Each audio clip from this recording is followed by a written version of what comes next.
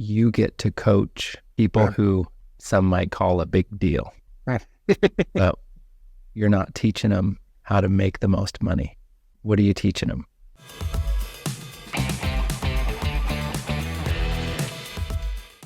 Yeah, great question. Rather than teach, what I do is do my best to ask questions that will extract truth that's in them, but sometimes we don't know it's there until we verbalize it. And when they use the words, they go, so for example, I'm bent on building this business and having the exit, the liquidity event, the IPO, whatever it is that I want to do. And often it becomes so consuming, all consuming, that little by little we deprioritize what matters most. And often most founders and CEOs do this on behalf of and for the benefit of their families, only to lose them in the process. And so there's kind of an either or mindset that I find happens. And it's not ever really verbalized. It's just kind of a deep subconscious belief that people have. And it's either I'm going to be all in on my business and it'll just be for these 5 or 10 years, and then I'll come back and really be present for my family because I'm doing it for them anyway. And it's easy to justify that sacrifice for this short period of time. Because it's for them. Right. It's a very logical lie, but it's an easy, very seductive lie, but it is a lie.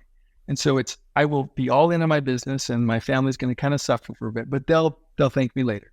Or the other extreme is, nothing is more important than my family, and I'm not going to grow a business that will pull me away from my family, but to the point where people limit their ability of what they can do in business, mostly because they're worried that it's going to pull them away. And so they run away from high growth or a high net worth or whatever it may be. And what I help them do is find the as Jim Collins would say, the genius of the and instead of the tyranny of the or. How do you grow a great business and be an amazing spouse and parent? And help them realize it can happen. It's not an either or.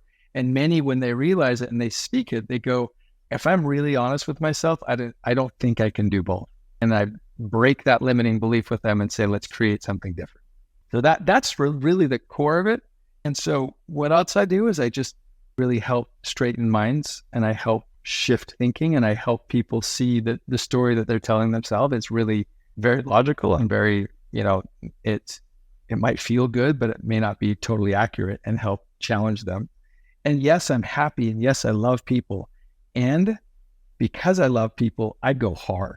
I push hard, and I do not take BS. And a lot of people will take excuses and yeah, okay, because I care about you, I'm listening. And I say, no, because I care about you, what you're telling me right now is a pack of lies, and and I know it. So let's start over. So you keep them accountable, and oh boy, I keep it real. So talk to me about that, because have you read Radical Candor? One of the principles I love in that book, it's like you say it like it is, and it may be really uncomfortable, but you've developed such a relationship with each other that you are free to say it like it is, even when it hurts, and it's because you love them. Yes, and they know it. Yeah, right. Often, I love Radical Candor. What I don't like about it is when people use it as an excuse to be blunt, and they haven't built the relationship and the reciprocal care, so the person knows, you've earned the right. You don't, but people sometimes like to rip into others because that's what Radical Candor is, and it's like you're missing part of the point. And so, yes, there has to be a depth of relationship and care where the individual that I'm coaching or that anyone's leading, they have to know it. It's not enough for us to say, I'm doing this because I love you. Sound familiar, parents? If our kids, if our teams, if our clients don't know that we genuinely love them, then it doesn't really matter what we say. They've got to know it and feel it. And when they feel it, you can go there. You earn the right. And you have to have enough emotional intelligence to know when that has happened. And your ability to quote unquote read the room is critical. That development of self-awareness and emotional intelligence in this process is paramount.